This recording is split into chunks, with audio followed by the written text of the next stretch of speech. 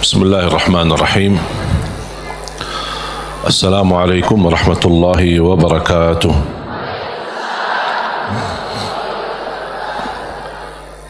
الحمد لله رب العالمين، وأشهد أن لا إله إلا الله وحده لا شريك له ولي الصالحين، وأشهد أن سيدنا ونبينا محمدا عبده ورسوله الصادق الأمين. اللهم صل وسلم وبارك على سيدنا محمد وعلى آله وصحبه ومن تبعهم بإحسان إلى يوم الدين.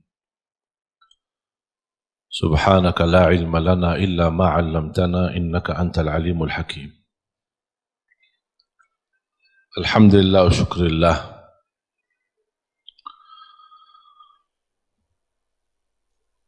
Selalu kita bersyukur kepada Allah Subhanahu wa Ta'ala atas kelimpahan banyak nikmat. Nikmat terbesar nikmat Islam, iman.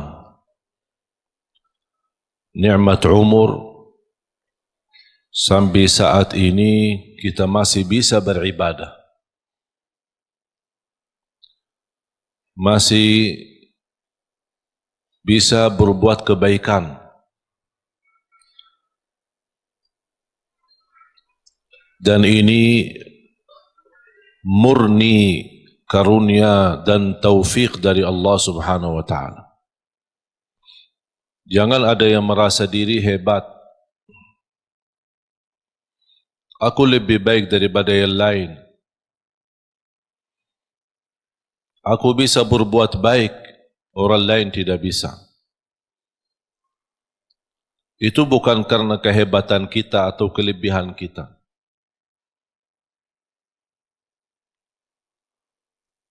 Kalau kita merasa diri bisa berbuat sesuatu, berarti harus kita banyak istighfar. Dan kita kembalikan segala karunia, segala kemampuan, segala ibadah, dan kebaikan yang kita lakukan, kita ingat ini karunia dari Allah Subhanahu wa Ta'ala. Iyyaka na'budu wa iyyaka nasta'in. Hanya kepadamu ya Allah kami beribadah, dan hanya kepadamu ya Allah kami memohon pertolongan. Di antara permohonan dan meminta pertolongan Allah Subhanahu wa Ta'ala adalah hidayah. Ihdinas siratal mustaqim. Hidayah dalam segala hal. Karena hidayah ada dua macam.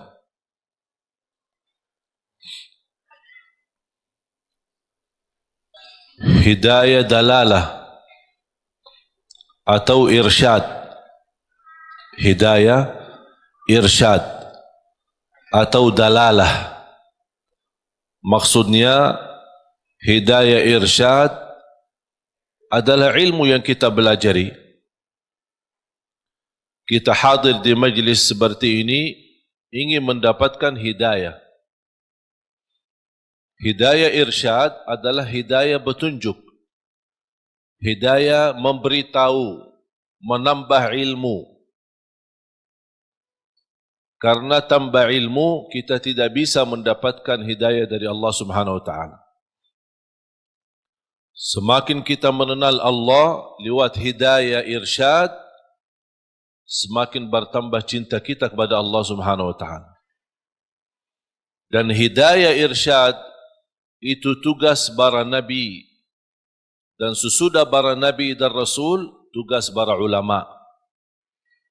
Membagikan hidayah irsyad, menyampaikan, memberitahu mana yang baik buat umat, mana yang tidak baik. Itu hidayah pertama. Termasuk anda sekalian, Bapak Ibu, menghadiri majlis tempat belajar ilmu. Selepas majlis anda kembali, anda membawa hidayah irsyad. bisa anda menyampaikan kepada keluarga yang tidak sempat hadir. Dan alhamdulillah, dengan teknologi sekarang kita bisa berdakwah. Tidak harus kita memiliki ilmu yang banyak untuk berdakwah. Satu kebaikan yang kita belajari, sampaikan kepada yang lain. Kalau kita belum sempurna mengamalkannya, barangkali yang kita sudah sampaikan, orang lain bisa mengamalkan lebih baik daripada diri kita, kita mendapatkan pahala yang sempurna. Oleh karena itu, buat apa kita berdakwah menyampaikan? Dan saya meyakinkan, ketika saya menyampaikan sesuatu, bukan karena saya lebih baik daripada Bapak Ibu, tapi saya berharap dari Allah, ya Allah, apa yang saya sampaikan, barangkali ada di antara jamaah yang bisa mengambil dan menjadi lebih baik daripada saya. Itulah yang saya ingin mendapatkan pahalanya.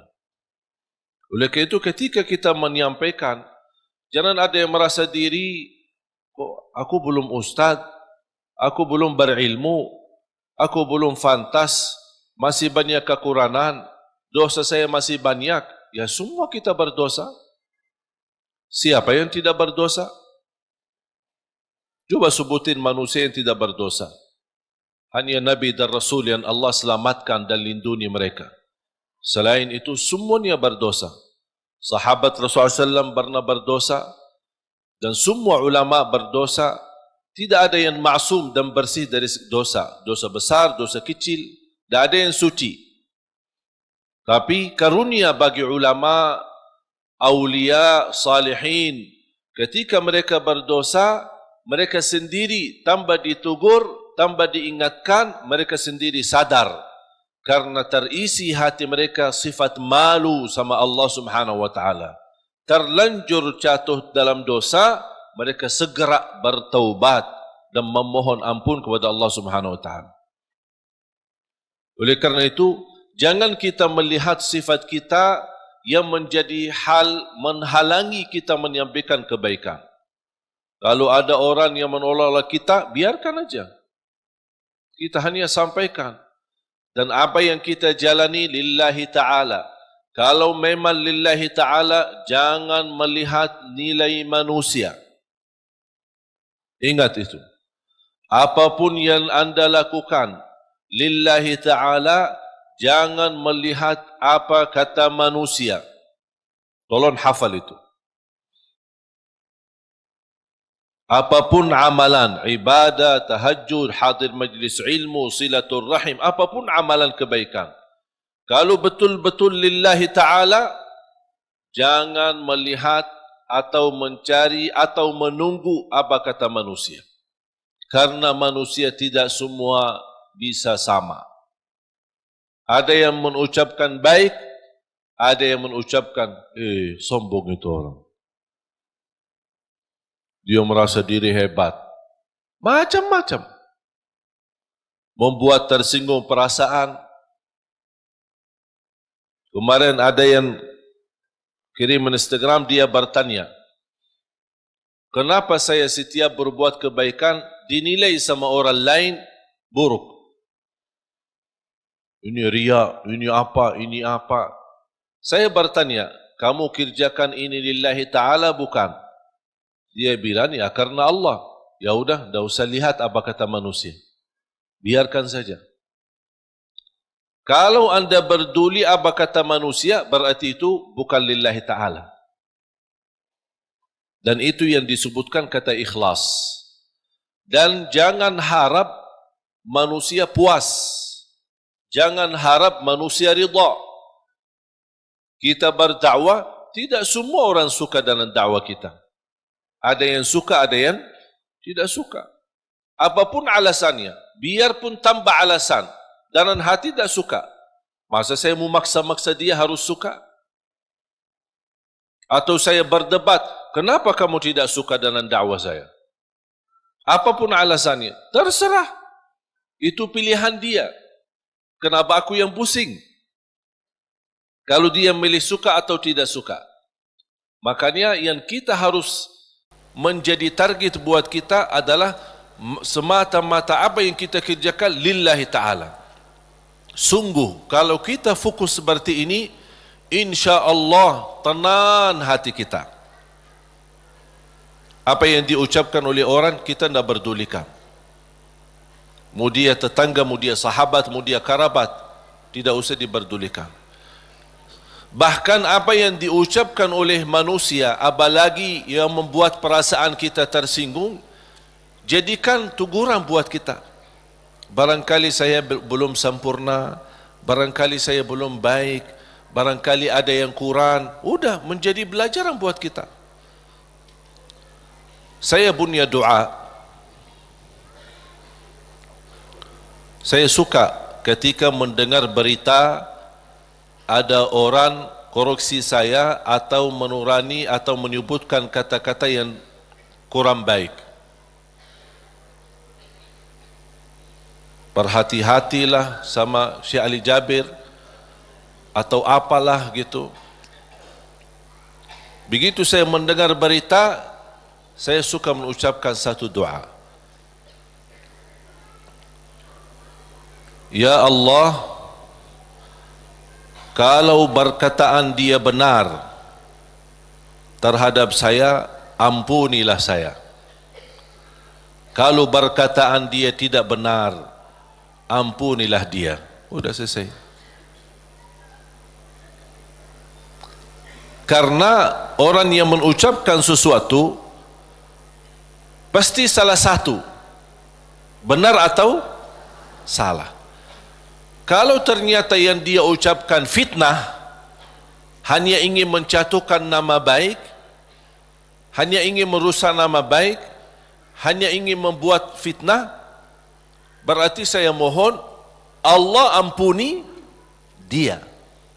Semoga dia diampuni Allah.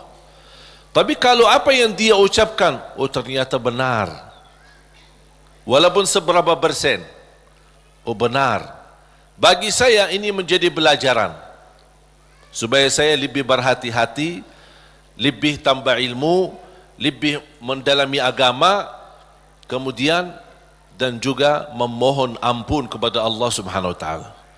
Karena kita tidak maksum. Faham jamaah sekalian? Jadi tenang hatinya. Dengan ucapan orang yang jauh-jauh, malah kita yang pusing. Yang jauh biarkan jauh. Dan kita harus mengetahui irda'un nasi ghayatul la tudrak. Mencari ridha manusia itu sesuatu yang susah didapatkan. Susah. Tapi kita hidup di tengah manusia, bersabarlah menghadapi segala urusan, menghadapi segala tantangan. Man ardallah bisakhatin nas, ardallah radiyallahu anhu wa arda anhu nas. Barang siapa yang mencari ridha Allah, walaupun manusia tidak suka, Allah akan ridha terhadapnya dan Allah jadikan manusia ridha. Wa man ardan nas bisakhatillah, sakhitallahu an wa askhata anhu nas atau askhata alaihi nas. Dan barang siapa yang mengharapkan ridha manusia dengan kemurkaan Allah, ada orang yang na'udzubillah, dia lebih berduli manusia daripada Allah. Yang penting manusia suka, yang penting orangnya senang. Kalau Allah, dia tidak berduli. Apa yang akan terjadi, kata Rasulullah SAW, akan Allah murka terhadap dia dan Allah akan jadikan manusia tidak akan ridha terhadapnya. Berarti kuncinya di siapa? Di tangan Allah. Kembali kepada Allah Subhanahu wa taala. Makanya jemaah sekalian, ada satu ibadah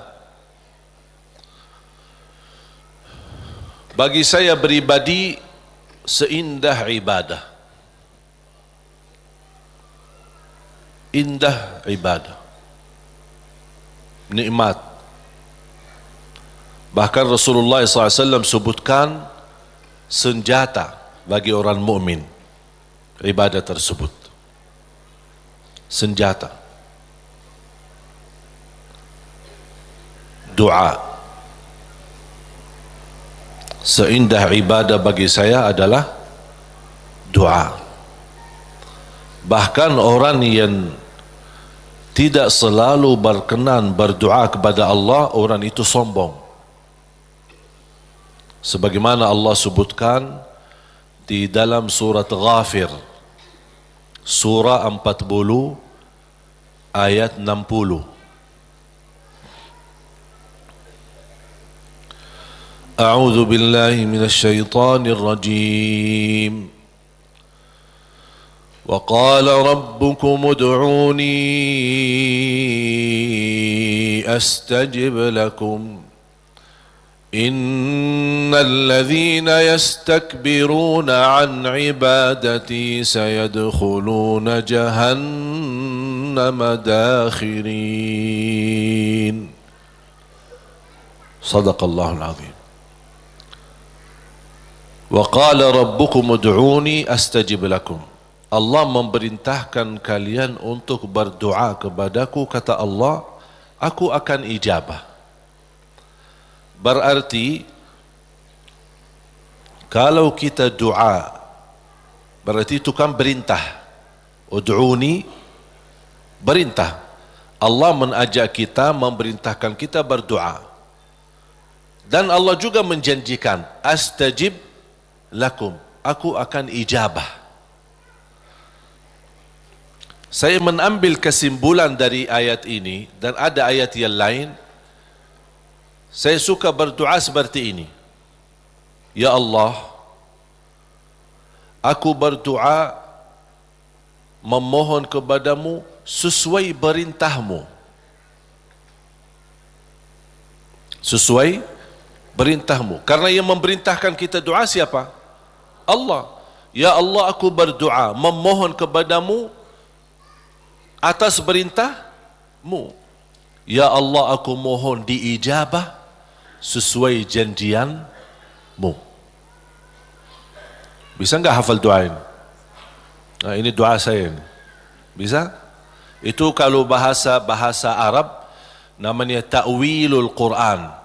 Namanya ta'wil Al-Quran. Mengambil ayat, memahami ayat tersebut dan bisa mengeluarkan doa dari makna daripada ayat itu. Allah memerintahkan kita berdoa dan Allah janji akan terima. Ya Allah, aku berdoa sesuai perintahmu. Karena Allah memerintahkan saya berdoa, aku berdoa. Tapi aku mohon diijabah sesuai janjianmu. Karena sungguh innallaha la yukhliful mi'ad. Allah tidak mengingkari janji. Sebenarnya mengucapkan doa atau melafazkan doa itu kembali kepada kemampuan kita masing-masing. Tidak harus sesuai kata yang saya sampaikan, tapi yang saya harap Bapak Ibu fahami apa yang saya makna, apa yang saya maksud dan ucapkan.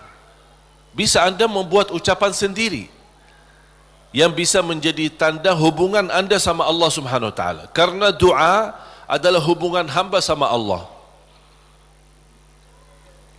Ada satu ayat di suratul Baqarah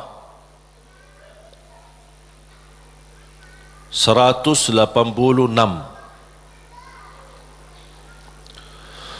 أعوذ بالله من الشيطان الرجيم وإذا سألك عبادي عني فإني قريب أجيب دعوة الداع إذا دعان فليستجيبوا لي وليؤمنوا بي لعلهم يرشدون.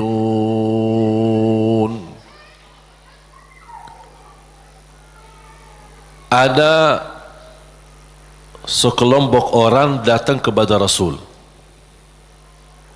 Ini sebab nuzul ayat ini. Arabbuna qaribun fanunajih am ba'idun fanunadih. Mereka bertanya sama Rasulullah SAW, ya Rasulullah, apakah Allah dekat? Cukup kami bermunajat, fanunaji, atau Allah jauh, perlu munadat. Munadat dalam bahasa Arab panggilan bagi orang yang jauh. Munadat. Kalau munajat, orang yang dekat. Makanya dalam bahasa Indonesia disebut apa? Kita bermunajat kepada Allah. Makanya ada sahabat bertanya, ya Rasulullah, apakah Allah dekat? Cukup kami munajat, artinya tidak perlu kerasi suara, tidak perlu teriak-teriak, karena Allah sudah dekat. Munajat namanya kalau bahasa Arab. Makanya ketika saya mendapatkan kata munajat dalam bahasa Indonesia, ini sebenarnya dari bahasa Arab. Munajat bahasa Indonesia sama munajat dalam bahasa Arab. Tapi punya makna. Kalau yang selama ini Bapak Ibu yang fahami barangkali daripada munajat, doa kan? Ada arti yang lain selain doa? Tapi kalau dalam bahasa Arab munajat, doa kepada Allah yang sangat dekat. Itulah artinya. Munajat, berdoa kepada Allah yang sangat dekat. Makanya disebut kata munajat. Beda sama munadat. Terakhir T. Munadat. Munadat itu adalah panggilan bagi orang yang jauh. Misal kalau ada orang jauh, bilang apa? Fulan, saya di sini. Kan dia jauh, biar dia perhatikan kita. Itu kalau dalam bahasa Arab nada. Nada panggil orang yang jauh supaya dia bisa mendengar kita.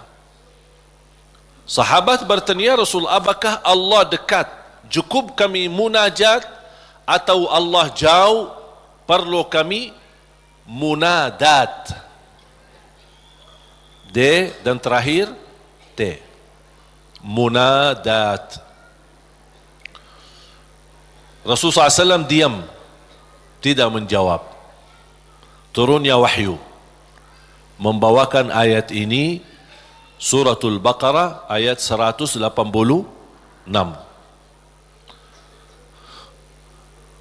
Kata Allah Subhanahu wa taala kepada Nabi Muhammad, kalau ada yang bertanya apakah aku dekat, wa idza sa'alaka ibadi anni, atau jauh, jawablah, fa inni qarib, aku sangat dekat. Fa inni qarib ujibu da'watad da'i idza da'an. Menijabah doa orang yang berdoa. Ini jaminan. Ujibu da'watad da'i idza da'an. Jadi jangan ada bahasa yang berkata doa aku tidak dijabah. Itu salah. Karena Allah berfirman, bahkan ada ikatan, yang berdoa kepada aku ijabah. Artinya apa? Yang tidak berdoa kepada aku, buat apa aku ijabah? Betul enggak? Berarti Allah sudah kaitkan yang berdoa di, yang tidak berdoa tinggal anda milih. Tapi tidak boleh ada bahasa aku berdoa tapi kok kainnya diijabah. Oh, berarti salah kita. Tidak sesuai kalamullah, tidak sesuai ayat Al-Quran, bahkan tidak sesuai janji Allah, sebagaimana kita baca tadi di surat Ghafir, surah 40 ayat 60. Jadi jamaah sekalian, ketika berdoa yakini Doa itu bukan terpilih untuk seorang tertentu. Boleh minta doa sama orang salih, guru kita, ulama, kiai, habaib, boleh. Ketika kita berkesempatan jumpa mereka, tolong doain, semoga lancar, boleh. Tapi kalau sudah ketemu, dah mau berdoa, mau enggak? Ya harus mau. Masa tunggu-tunggu orang-orang yang salih datang baru kita minta? Atau kita capek cari ke sana kemari? Kalau kita kebetulan di tempat yang tidak ada orang salih, bagaimana? Masa tidak mau berdoa? Kalau tidak mau berdoa, itu justru tanda orang sombong. Berdoa dengan keyakinan Allah pasti ijabah. Jangan ada sedikit keraguan, apakah mau enggak Allah terima doa saya? Fantas enggak saya diterima doa? Perbuatan perilaku saya seperti ini. Jangankan doa kita. Kira-kira siapa yang lebih jahat? Kita atau setan? Hah? Oh, jawab dong. Oh, kalau ada yang jawab, aku lebih buruk dari setan, na'udzubillah ini. Ini kenal diri banget ini. Tak ada yang lebih buruk dan jahat daripada setan. Setan pernah berdoa, Allah ijabah doa ini. Apalagi kita. Setan yang sudah namanya seburuk makhluk, yang sudah terancam di masuk neraka, yang sudah berupaya untuk mengajak manusia masuk neraka, pernah berdoa. Tahu enggak doanya apa? Ketika dia menolak perintah Allah bersujud kepada Nabi Adam, Allah usir dia dari rahmatnya, dan Allah subhanahu wa ta'ala ancam dia masuk neraka. Apa permintaannya? Dia minta satu, kalau memang seperti ini, ya Allah, mohon panjangkan umur saya sampai hari kiamat. Satu-satunya makhluk yang umurnya panjang sampai hari kiamat itu syaitan. Masih hidup. Sampai akan datang satu saat, itu menjadi salah satu ciri hari kiamat. Di akhir zaman, sudah di ujung dunia, Allah kirimkan sebuah angin. Setiap manusia beriman mencium angin itu, dihirup angin itu, akan langsung mati. Yang hanya tersisa di muka bumi, yang tidak ada orang mengucapkan la ilaha illallah. Habis.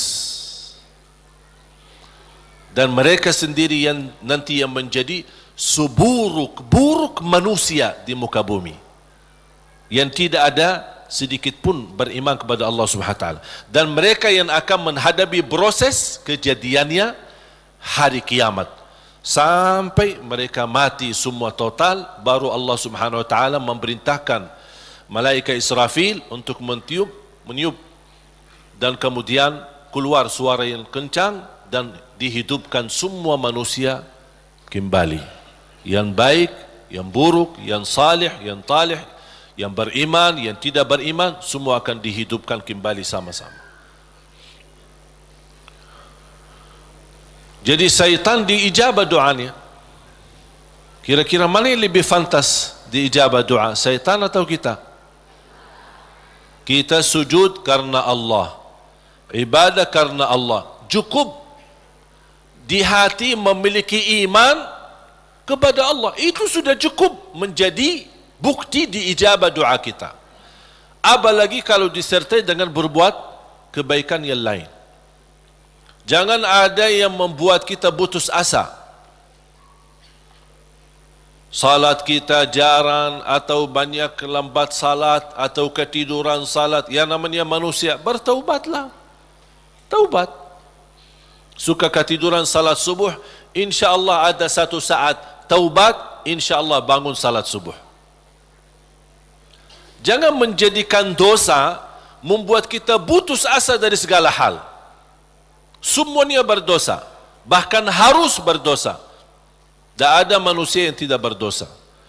Sampai Rasulullah SAW bersabda, bukan kata saya, tapi itu bersabda Rasulullah SAW, kullu ibnu Adam khata', semua keturunan Adam bersalah, berdosa. Wa khairul khatta'in at-tawwabun, tapi yang baik atau yang terbaik di antara yang bersalah, yang suka bertaubat. Siapa yang makhluk yang tidak berdosa? Tahu enggak? Malaika. Malaika satu-satunya makhluk yang tidak boleh berdosa. Tidak boleh berdosa, tidak boleh lupa, tidak boleh lelah, tidak boleh capek, dan ibadah seterus-terusnya sampai mati. Mengapa? Karena Allah menciptakan mereka seperti itu. Allah menciptakan malaikat dari cahaya, tugasnya la ya'suna Allah ma amarahum wa yaf'aluna ma yu'marun. Sebagaimana Allah Subhanahu wa taala berfirman di surah At-Tahrim, sifat mereka, karakter malaikat adalah mereka tidak pernah berdosa dan bermaksiat terhadap perintah Allah Subhanahu wa taala, dan selalu mereka mengikuti dan melaksanakan perintahnya. Itu malaikat. Makanya tidak ada malaikat yang diajak bertaubat. Tapi kita manusia harus berdosa. Sebagaimana bersabda Rasulullah SAW, semua keturunan Adam bersalah, berdosa. Yang terbaik di antara mereka adalah yang suka bertaubat. Dosa sengaja, dosa tidak sengaja, dosa kecil, dosa tidak kecil, dosa tulisan. Sekarang karena kita bergaul dengan sosial media, pasti ada kata-kata. Ada dosa yang membawa perasaan, mengikuti perasaan, cinta, ucapkan kata-kata melalui WhatsApp atau bersama teman, melembar kata barangkali awalnya tidak sengaja membuat dia jatuh cinta, besok lama-kelamaan menjadi pacaran. Ini kan awalnya dari dosa ucapan. Ketik namanya, ketik dosa. Diketik dosa itu, ketik, tik, tik, tik, tik. Awalnya enak kan? Awalnya hanya ngobrol kan? Ngobrol biasa. Lama-kelamaan ada ucapan. Berapa ketikan kita yang bertahun-tahun atau berbulan-bulan, berapa banyak yang kita, berapa kata? Coba. Makanya bayangkan jamaah sekalian, karunia dari Allah, kalau setiap kata yang kita tuliskan ini dosa dan maksiat, Allah hukum kita habis. Sudah habis kita. Berapa ucapan yang kita ucapkan? Apakah anda bisa jamin segala ucapanmu 100% bersih? Tidak bisa. Ada yang anda ucapkan tanpa sengaja membuat orang lain tersinggung, itu dosa. Membuat orang lain sakit hati, apalagi kalau sengaja. Makanya kenapa kita disuruh banyak istighfar? Karena dosa-dosa yang kita lakukan, tanpa kita sadari, mudah-mudahan diampuni Allah Subhanahu wa taala. Makanya salah satu karunia, kata Rasulullah SAW, wassalatu ila salat mukaffirat. Salat dengan salat selanjutnya, di antaranya adalah terhapus dosa-dosanya. Dari hari Jumat ke Jumat berikutnya, terhapus di antaranya dosa-dosa kita.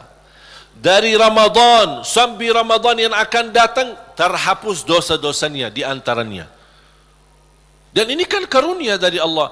Kalau bukan karunia ampunan dosa-dosa itu, antara salat, antara azan dan iqamah, antara Ramadan sama Ramadan, antara Jumat sama Jumat, aduh, dosa kita bakal banyak sekali. Makanya ada seorang curhat kepada Imam Al-Hasan Al-Basri rahimahullah, aku dulu suka tahajud, tiba-tiba malas tahajud. Apa jawab beliau? Terikat dirimu dengan dosa. Yang membuat kamu berat bangun tahajud dosamu, bukan malas.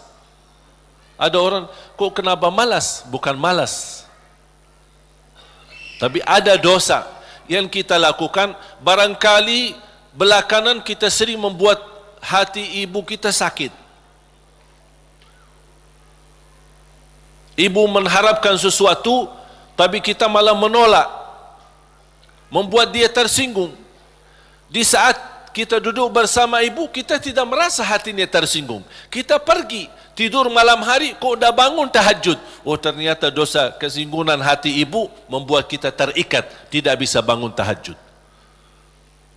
Apalagi dosa yang sengaja kita lakukan. Jadi ketika kita merasa kekurangan ibadah, segera bertaubat dan istighfar. Karena kekurangan ibadah bukan karena malasmu, bukan karena merasa diri sudah bosan beribadah, tidak. Pasti ada dosa. Harus bertanya diri, dosa apa yang saya lakukan sampai saya begitu malas ibadah? Dosa apa yang saya lakukan sampai sudah berubah sifat saya? Dulu saya suka salat di masjid, kok kenapa sekarang tidak suka ke masjid? Ada apa? Itu saking bahayanya dosa, sangat pengaruh dalam kehidupan kita. Makanya kalau kita terus beristighfar, selalu beristighfar, jangankan kita beristighfar karena dosa maksiat, beribadah saja kita butuh istighfar. Contoh, habis salat, Assalamualaikum warahmatullahi, Assalamualaikum warahmatullahi, terus Astaghfirullah. Kenapa? Apakah kita berbuat dosa? Apa itu salat dosa? Tidak, salat itu kebaikan. Tapi kenapa kita diminta habis selesai salat beristighfar? Seandainya ada kekurangan dalam salat kita, pasti kurang khusyuk, kurang ikhlas, banyak kekurangan dalam salat kita. Ya Allah, mohon diampuni dengan istighfar. Maka Rasulullah SAW sebagaimana diceritakan suka beristighfar dalam sehari lebih dari 70 kali. Ada satu riwayat 100 kali beristighfar. Bahkan kata Abdullah bin Umar radhiyallahu anhuma, saya duduk satu majlis sama Rasul, saya suka mendengar bisikan Rasul beristighfar, Rabbighfirli wa tub alayya innaka antat tawwabul ghafur. Rabbighfirli wa tub alayya innaka antat tawwabul ghafur. Ada satu riwayat, Rabbighfirli wa tub alayya innaka antat tawwabur rahim. Dalam satu duduk, sekali duduk 100 kali, kata Abdullah bin Umar, saya mendengar bisikan Rasulullah SAW beristighfar seperti itu. Rabbighfirli wa tub alayya innaka antat tawwabul ghafur. Sudah hafal belum? Coba, Rabbighfirli wa tub alayya innaka antat tawwabul ghafur.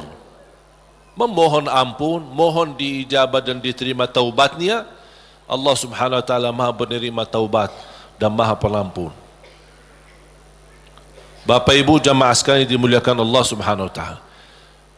Kembali lagi, semua berdoa. Jangan ada yang ragu-ragu terhadap doanya. Dan ingat, doa kita pasti diijabah walaupun proses melalui 3 hal. Doa pasti diijabah walaupun proses melalui 3 hal. Yang pertama, diijabah doa kita menolak takdir yang buruk, menghilangkan takdir yang buruk. Contoh, kita memohon, ya Allah kasih aku jodoh, tapi jodohnya belum datang. Ternyata dalam takdir, karena kita sering berdoa meminta sesuatu, Allah sudah ijabah, tapi Allah memilih daripada memberi jodoh, ada yang lebih daripada itu. Apa? ternyata ada takdir yang jauh lebih buruk daripada jodoh yang kita minta. Makanya Allah geserkan takdir buruk itu karena doa kita. Turunnya bala, turun bala dari langit. Bala turun dari langit. Doa naik dari bumi, dari kita. Pas di udara bertemu, bala sama doa berantem. Perkelahian antara doa sama bala. Yang kalah siapa? Bala, dan doa naik. Artinya bala tidak jadi turun. Itu saking kuatnya dan berkahnya doa kita. Berarti doa pasti diijabah. Proses pertama, doa yang kita minta Allah belum ijabah secara langsung sesuai permintaan, tapi Allah menolak sebuah bala yang kita tidak tahu. Misal, tertulis dalam takdir kita hari ini akan kena kecelakaan motor. Tapi ternyata doa kita tidak pernah bilang, ya Allah selamatkan saya dari kecelakaan motor misalnya. Kita tidak berdoa seperti itu. Tapi karena Allah melihat dalam takdir ada bala yang akan turun hari ini, tapi karena kita suka berdoa, Allah memilih mana yang baik. Allah yang lebih tahu mana yang baik.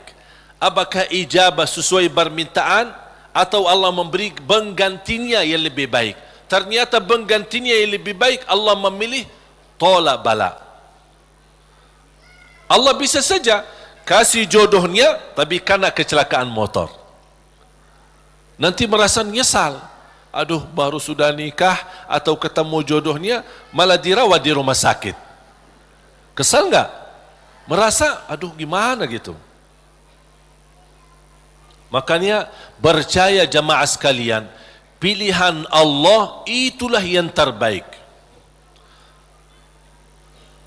Ada orang minta sama saya, boleh enggak saya berdoa? Saya suka sama seorang misal. Saya jatuh cinta sama dia. Boleh enggak saya berdoa, ya Allah aku minta dia, si fulanah itu, si ini. Boleh enggak saya berdoa seperti itu? Saya jawab apa? Kira-kira jawab apa? Boleh saja. Tapi saya usulkan, sarahkan aja kepada Allah. Dan apa? Ya Allah kalau memang dia baik bagi saya, mudahkan. Kalau tidak baik, ganti yang lebih baik. Tapi gimana aku jatuh cinta sama dia? Itu beda urusan.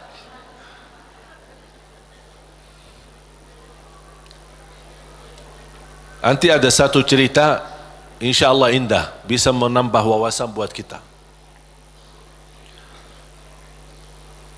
Yang kedua, diijabah doa kita dan diberi oleh Allah Subhanahu wa taala sesuai permintaan. Apakah saat ini atau besok atau bisa lama? Tapi kita percaya pilihan Allah itulah yang terbaik. Yang ketiga, doa yang kita minta atau yang kita selama ini bermunajat, ternyata bala masih terus menimpa kita. Musibah kita terus ketemu. Selesai satu masalah, tambah lagi masalah. Kemudian permintaan yang kita minta juga belum ketemu. Saya minta kerjaan yang bagus, belum ketemu. Saya sudah berusaha melamar kerja sana sini, belum ada. Terus mana doa aku selama ini, mana? Ternyata yang ketiga, jatuhnya yang di ketiga. Yang ketiga apa? Allah simpan doa kita buat di akhirat. Berarti tidak ada yang hilang di sisi Allah. Kalau tidak tertolak bala, tidak diijabah sesuai permintaan, berarti yakini, disimpan di akhirat. Sahabat dan orang salih lebih suka Doanya selama di dunia disimpan buat akhirat, karena di akhirat bakal lebih butuh bantuan dan pertolongan Allah dan berkat doa kita. Faham? Walaupun sifat manusia ingin melihat secara langsung, minta, ya Allah minta rumah, ada rumah, minta ini, ada ini. Mohon maaf Bapak Ibu, kalau Allah ijabah atau berikan sesuai permintaan kita, nanti kita berhenti berdoa. Apapun yang kita minta, ya Allah aku minta mobil, dapat mobil. Minta kerjaan, dapat kerjaan. Minta jodoh, dapat jodoh. Minta rumah, dapat rumah. Mau haji, dapat haji. Terus segala yang kita minta dapat. Habis. Dah ada minta lagi. Terus berdoa enggak? Dah ada berdoa. Tapi kalau Allah belum kasih, kita doa lagi enggak? Doa, minta lagi. Coba kata Umar bin Khattab, ketika anda berdoa jadi seperti anak kecil. Anak kecil kalau dia minta sama ibunya gimana? Nangis enggak? Berhenti nangis sebelum dikasih? Belum kan? Dia nangis sampai begitu dikasih gimana? Berhenti enggak nangisnya? Anda harus seperti itu. Doa nangis. Ya Allah belum kasih, aku nangis lagi dong. Belum dikasih, nangis lagi. Sampai Allah berkenan kasih.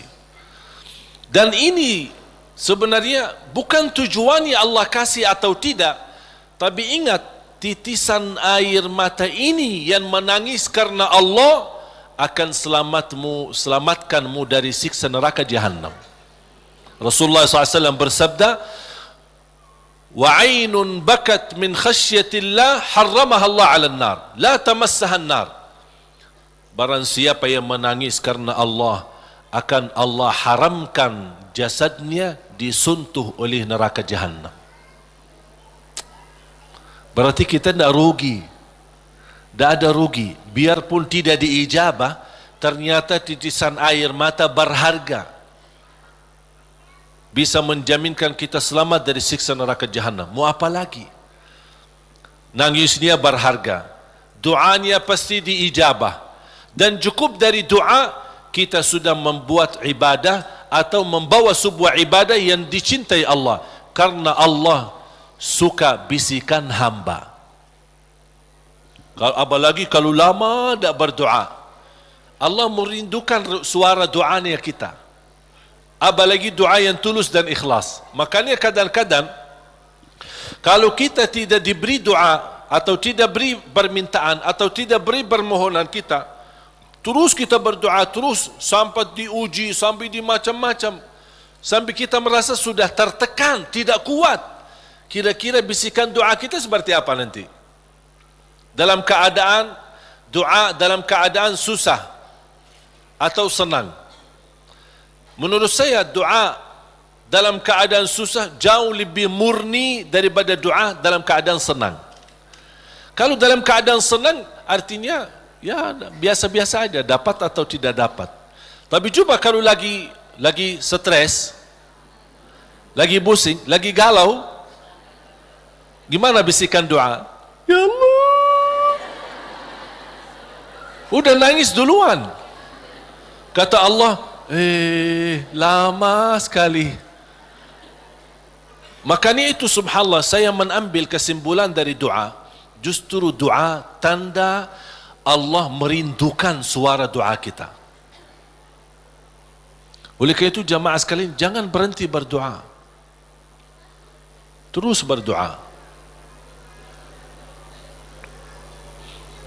Nabi Yunus alaihi salam ketika tertahan di dalam perutnya ikan berlama-lama di bawah laut, dia tidak pernah berhenti dengan mengucapkan la ilaha illa anta subhanaka inni kuntu minadh zalimin. Kata Imam Ibnul Qayyim rahimahullah, barang siapa yang membaca doa ini dengan sepenuh keyakinan, pasti diijabah oleh Allah hajatnya. Karena Allah habis doa ini, apa kata Allah? Fastajabna lah, kami terima dan menijabah doanya. La ilaha illa anta subhanaka inni kuntu minadh zalimin. Oleh kerana itu kembali lagi, doa kita diijabah atau tidak? Saya bertanya, doa kita diijabah atau tidak? Diijabah. Yakin? Terus berdoa? Dalam keadaan apapun selalu kita berdoa.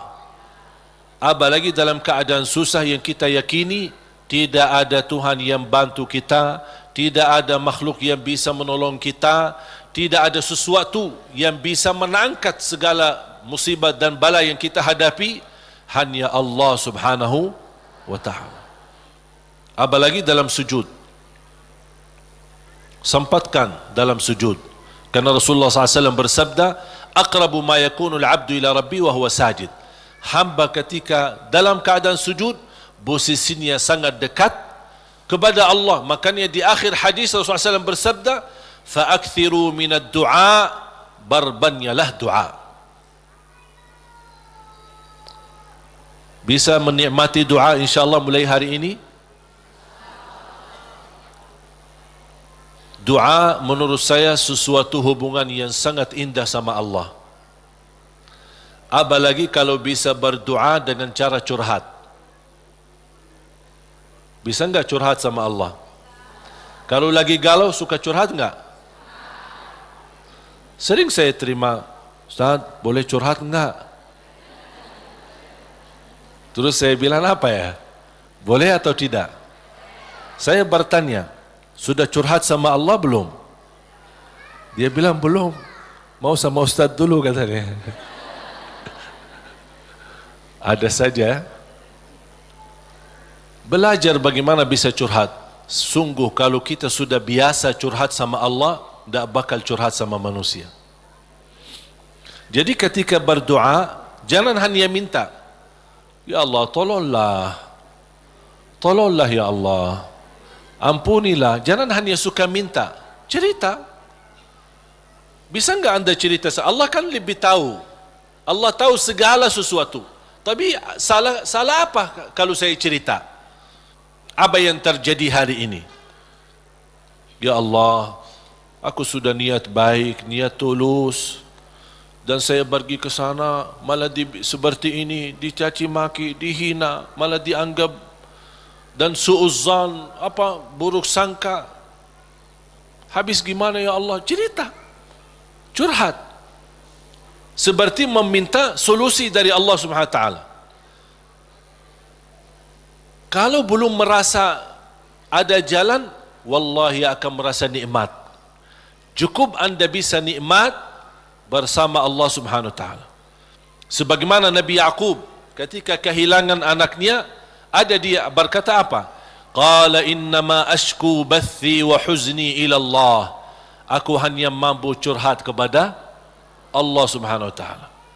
Aku ingin cerita, padahal Allah tahu apa yang terjadi, tapi dia ingin cerita lagi sama Allah Subhanahu Wa Taala. Ungkapkan cerita ini kepada Allah, itu sudah merasa diri dan membuat hati kita tenang.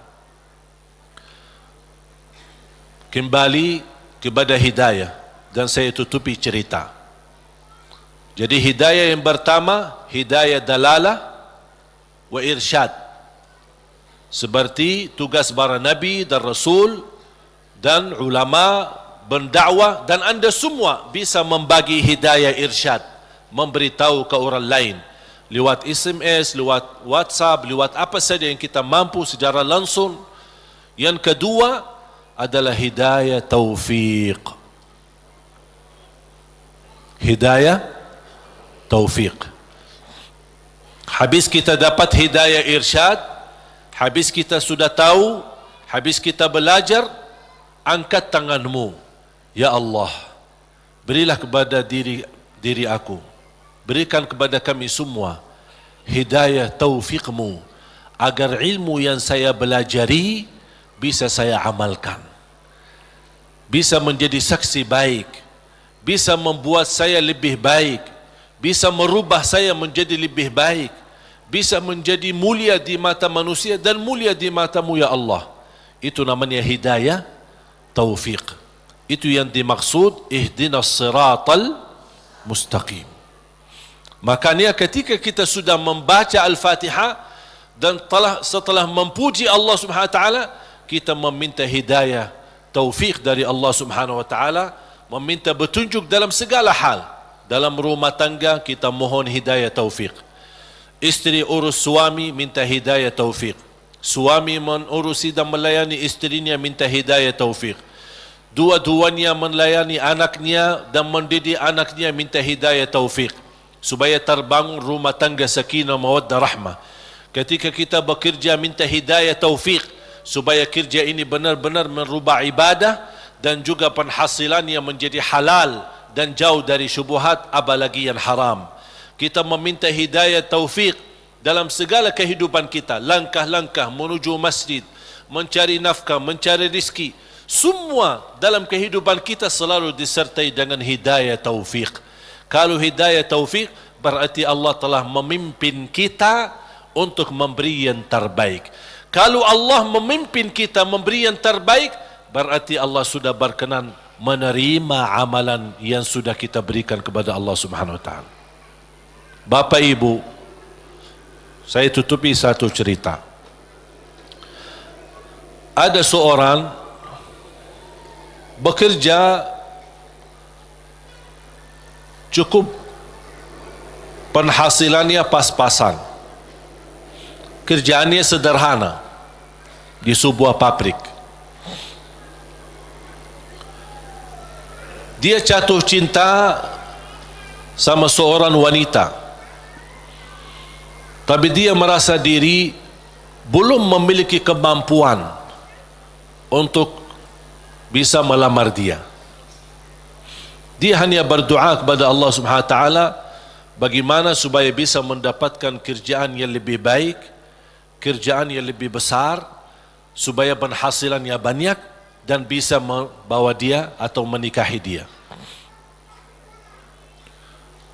Sudah berdoa, sudah memohon berlama-lama, tapi dia tidak sabar untuk menanti-nanti bertemu dengan jodohnya.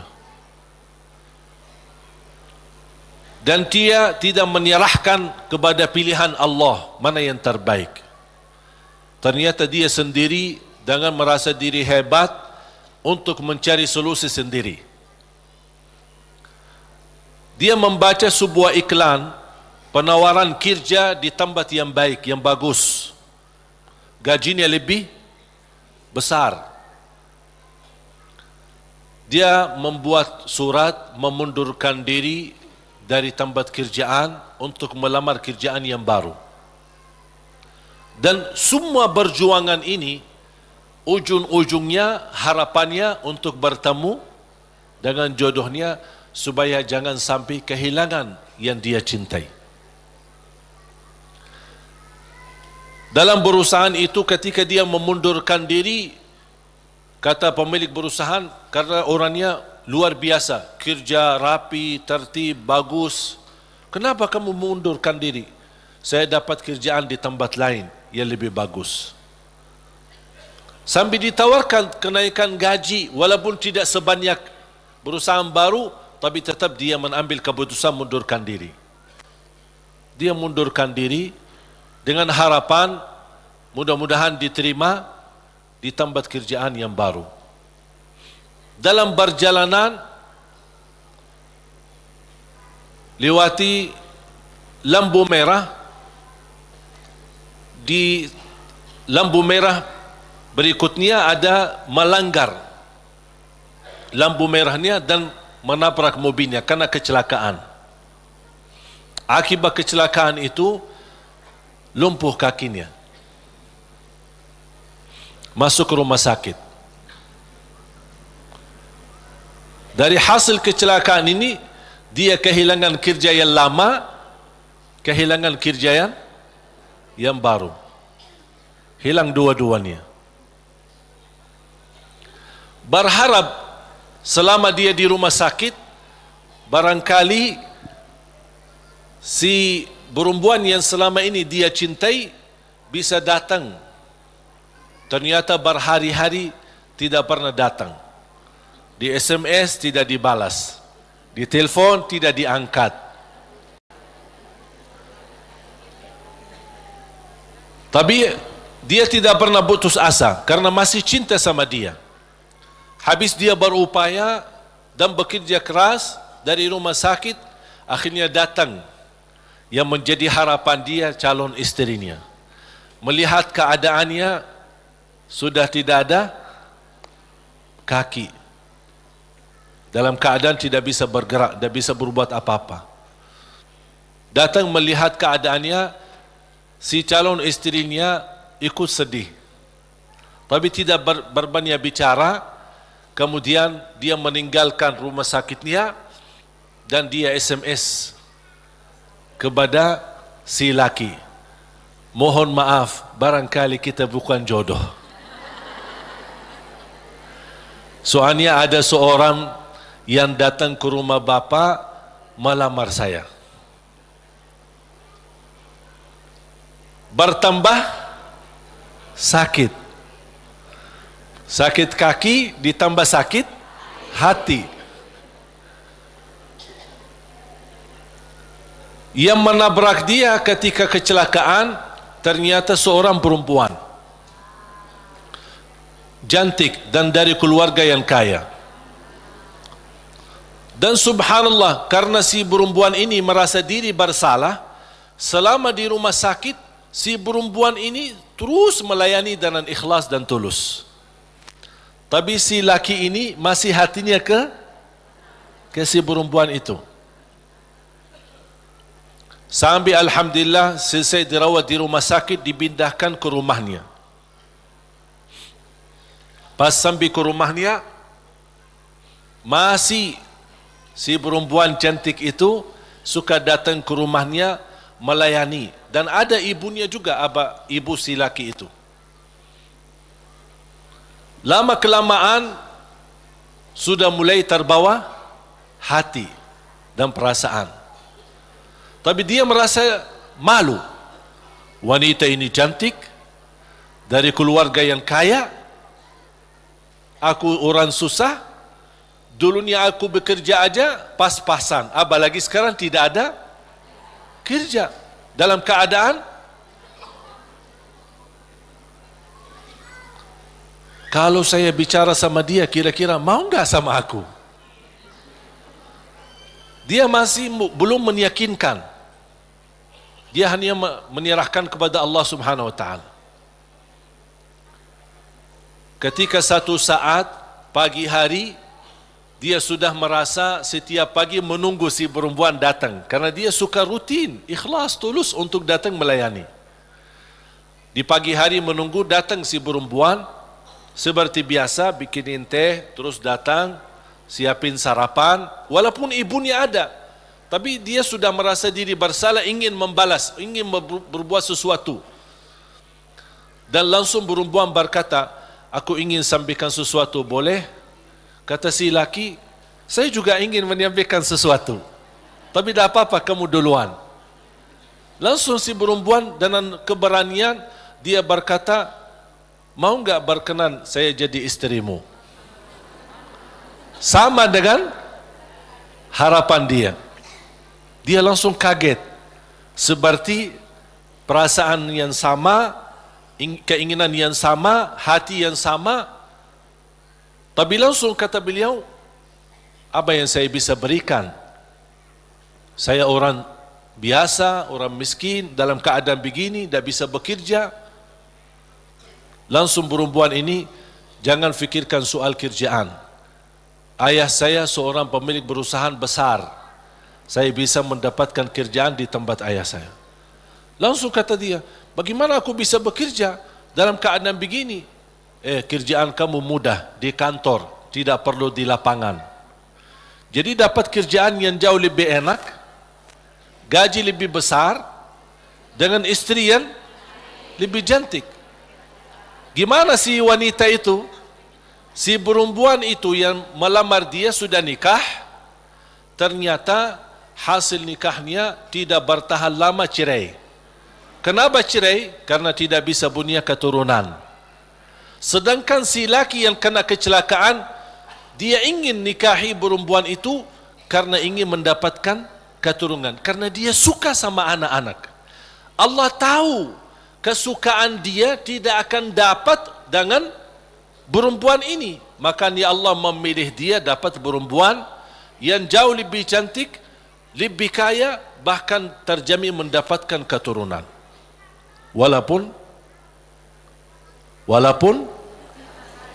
kecelakaan. Walaupun kecelakaan. Bisa enggak faham dari cerita ini? Pilihan Allah itulah yang terbaik. Walaupun karena kecelakaan. Artinya apa? Orang kecelakaan atau tidak kecelakaan, yakini pilihan Allah itulah yang terbaik. Makanya saya usulkan, kalau anda berdoa meminta sesuatu, disertai doamu dengan kata, ya Allah, kalau memang ini yang baik, mudahkan. Kalau ya Allah melihat ada yang lebih baik, berilah yang terbaik. Soal lamar kerja, soal jodoh, soal belajar, siswa di sini atau di luar negeri, dimanapun, apapun langkah yang anda ingin ambil keputusan, minta sama Allah, ya Allah, kalau memang keputusan saya ini itulah yang terbaik, mudahkan. Kalau tidak baik, ya Allah, pilihlah yang, tunjukkanlah kepada saya yang lebih baik. Percaya, Allah tidak ingin membuat kita susah, makanya jangan kita membuat diri susah. Allah akan memberi yang terbaik walaupun prosesnya lewat ujian, walaupun prosesnya melalui ujian. Karena bisa jadi melalui ujian anda bisa menjadi jauh lebih mulia dan jauh lebih terkabul hajat sesuai pilihan Allah Subhanahu wa taala. Saya tidak milih datang ke Indonesia, bahkan tidak pernah berdoa, ya Allah bawa saya ke Indonesia, dan tidak pernah menjadi cita-cita saya untuk ke Indonesia. Tapi saya yakini apa yang Allah pilihkan buat saya nikmati, saya juga memberi yang terbaik karena Allah Subhanahu wa taala. Makanya di mana Allah tempatkanmu, di mana Allah posisikanmu, berilah yang terbaik lillahi ta'ala, menjadi pertama tanda syukur kita atas posisi kita, dan mudah-mudahan itulah yang menjadi pilihan Allah. Kalau itu yang menjadi pilihan Allah, berarti percayalah itulah yang terbaik. Faham? Mohon maaf Bapak Ibu, cerita yang saya ceritakan jangan cari dalam Quran ya. Nggak ada ya. Ini buatan saya ini. Saya buat cerita hanya ingin memberikan gambaran dari kesimpulan ayat dan hadis. Memang ternyata pilihan Allah yang terbaik, walaupun proses lewat ujian. Mungkin pernah dulu saya menceritakan cerita gigitan anjing. Ingat gak? Masih ingat gak? Lupa ya? Hah? Mau gak cerita? Boleh satu? Hah? Boleh enggak? Ada seorang berdoa, ya Allah, aku mohon jodoh yang salihah, yang cantik, yang kaya. Itu doanya. Minta yang salihah, cantik, kaya lagi. Karena dia orang miskin. Dapat miskin ya tambah susah lagi. Tak ada doa yang lain. Tak pernah berdoa, ya Allah ampunilah saya, ya Allah rahmatilah. Itu aja doanya. Bismillahirrahmanirrahim. Ya Allah jodoh yang baik, yang salihah, yang cantik, yang kaya. Dapat sedikit rezeki, pergi haji. Selama dia tawaf, ya Allah jodoh yang salihah, yang cantik, yang kaya. Safa Marwah, ya Allah, jodoh yang salihah, yang cantik, yang kaya. Itu aja doanya. Fokusnya luar biasa. Pas pulang kembali ke tanah air dalam keadaan sedang memimpikan dan membayangkan bagaimana ketemu jodohnya. Pas di kampung malam hari dia melewati jalan dikejar anjing. Dan anjing sifatnya kalau kita lari dikejar sampai digigit kakinya. Datang ambulan, dibawa ke rumah sakit. Pas dalam perjalanan dia merasa nyesal. Ya Allah, selama ini minta jodoh yang salihah, yang cantik, yang kaya. Masa dikirimkan anjing? Merasa tidak terima gitu. Jadi aku selama ini minta ini kok dikirimin anjing. Artinya ujian. Dia tidak mau, merasa diri tidak terima. Pas sampai ke rumah sakit, dirawat sama seorang dokter yang salihah, yang cantik, yang kaya, jadi jodohnya.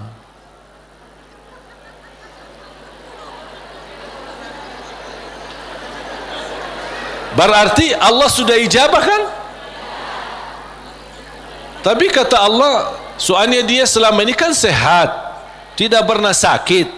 Allah kirimkan anjing gigit dia supaya sakit, dan ketemu jodohnya di rumah sakit. Alhamdulillah. Ya insyaAllah mudah-mudahan digigit.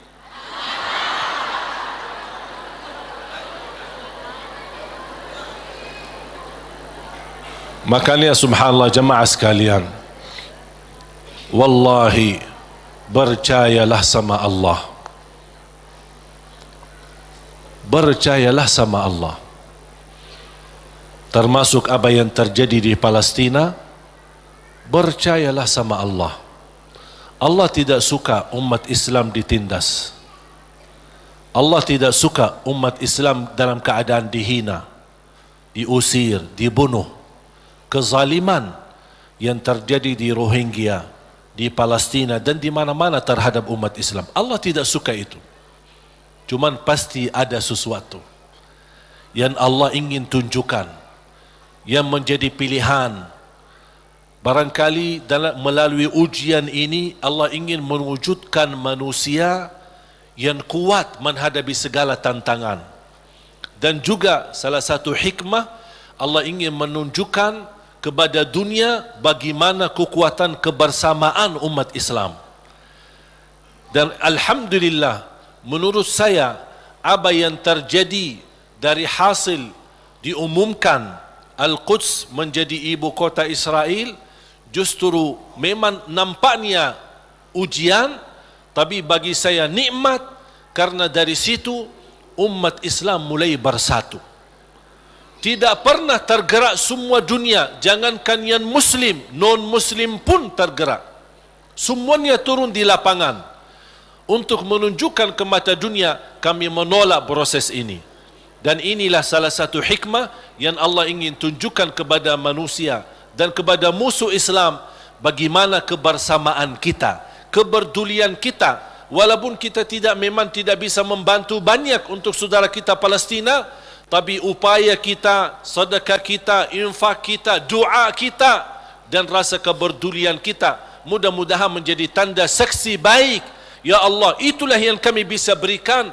Kami tidak bisa merubahkan keputusan, tapi kami bisa menunjukkan perasaan dan bisa menunjukkan yang baik dalam doa dan kekuatan kita, karena kekuatan kita adalah kebersamaan. Kalau kita bersatu, baru musuh Islam mulai memfikirkan jangan bermain-main lagi terhadap umat Islam. Makanya mari kita sama-sama menjaga kebersamaan kita. Tinggalkan perbedaan. Jangan kita membuat perbedaan menjadi perpecahan. Jadi perbedaan di antara kita adalah kekayaan ilmu yang bisa kita sama-sama menghormati dan sama-sama menjaga. Bukan sama-sama menjatuhkan dan sama-sama menjelekkan.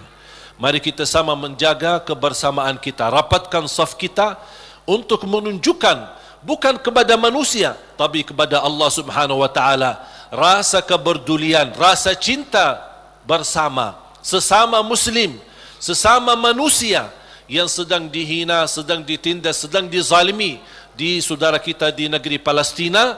Mari kita sama-sama dan kita menghebohkan dan mengajak semua untuk mengikuti aksi bela Palestina yang insyaAllah hari Ahad besok tanggal 17. Yang merasa diri tidak mau ikut, itu terserah, itu pilihanmu dan itu keputusanmu.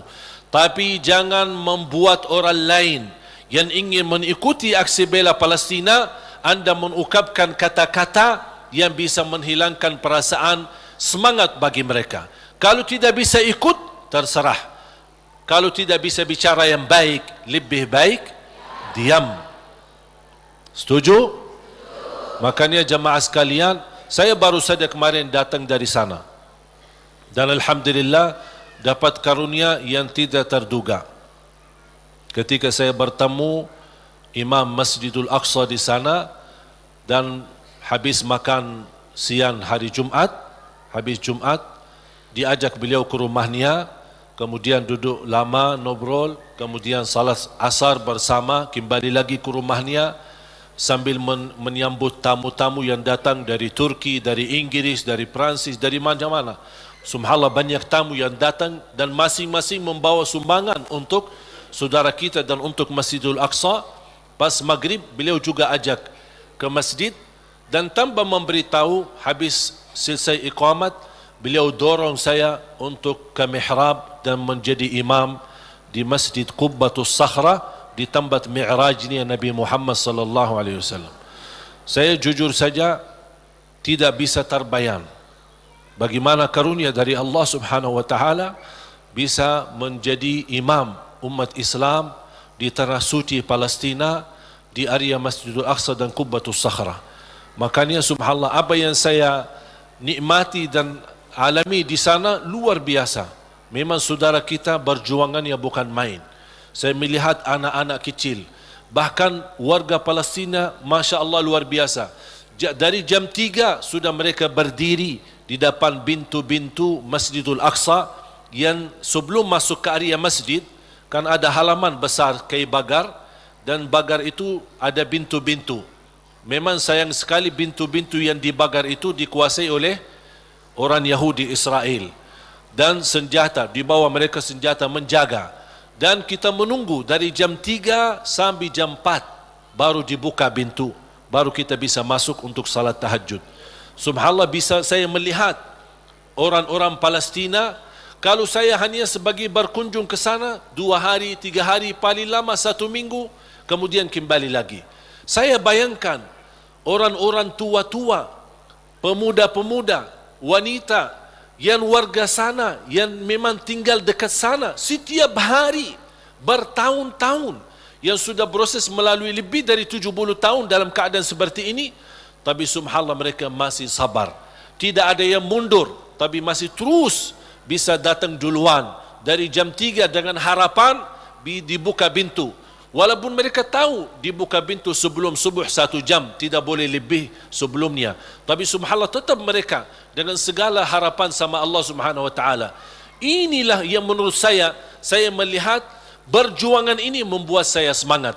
Saya hanya 1 hari 2 hari aja sudah merasa kesal sama orang Yahudi yang menjaga.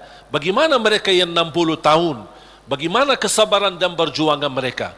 Makanya jamaah sekalian, Allah punya hikmah. Apa yang terjadi di negeri Palestina, Allah ingin mewujudkan generasi-generasi yang insya-Allah kuat imannya, kuat menghadapi tantangannya, dan inilah mereka yang akan diwujudkan oleh Allah, yang akan mampu membebaskan dan memerdekakan insya-Allah negara Palestina.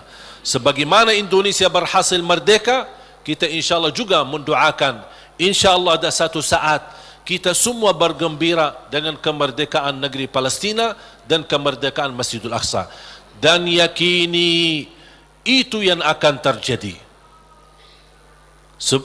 Ini bukan kata saya, tapi kata Rasulullah SAW. Sebagaimana Masjidul Aqsa diambil oleh mereka, akan Masjidul Aqsa kembali di tangan umat Islam. Walaupun memang prosesnya cukup lama, dan kita berharap sama Allah, tanpa kita putus asa, kapan tiba saatnya Allah akan memberi yang terbaik untuk umat Islam. Amin ya rabbal alamin. Mari kita sama-sama berdoa. Dan jangan lupa ketika ada kesempatan untuk kita membantu saudara kita lewat aksi hari Minggu besok, aksi bela Palestina, lewat doa kita, lewat sedekah kita, dan insya-Allah mudah-mudahan di bulan Januari saya berusaha bisa kembali ke sana, mudah-mudahan bisa berjalan lancar. Doakan, mudah-mudahan insya-Allah apa yang kita harapkan untuk saudara kita mudah-mudahan dikabul oleh Allah Subhanahu wa taala.